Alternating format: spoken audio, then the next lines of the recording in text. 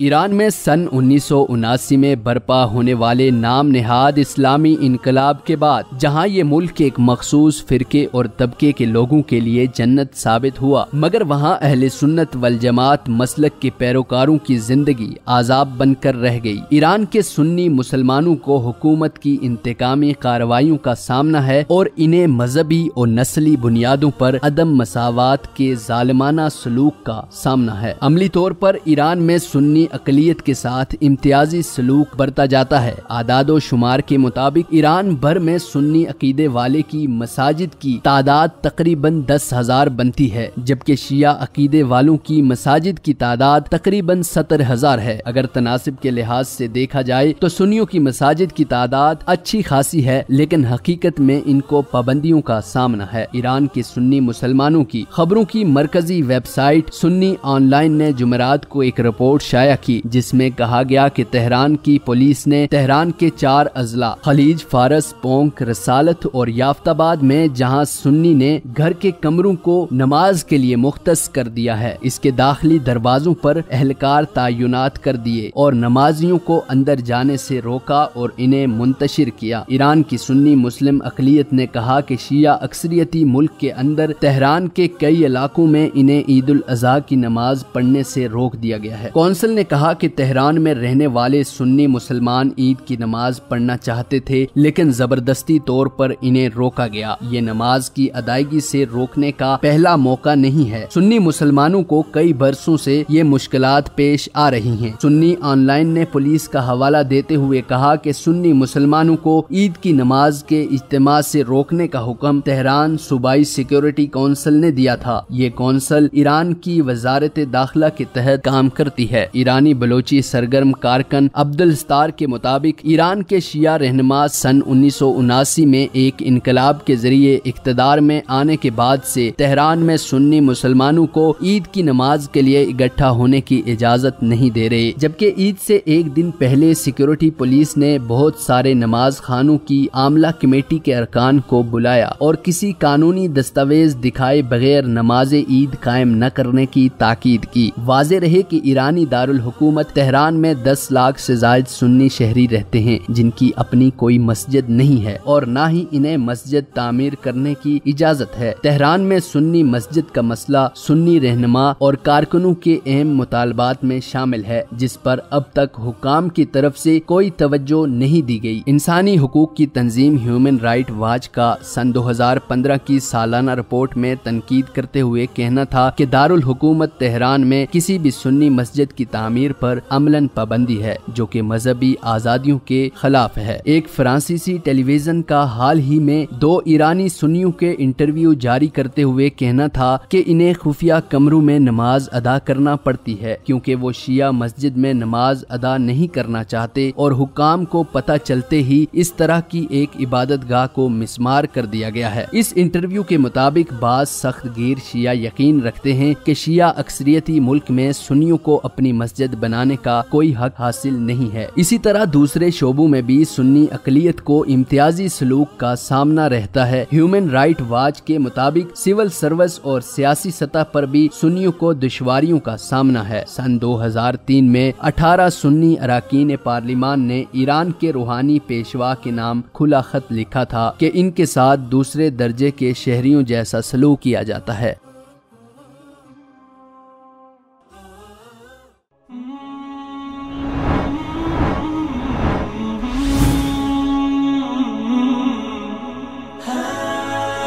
دنیائے اردو کا درخشاں ستارہ وصال اردو۔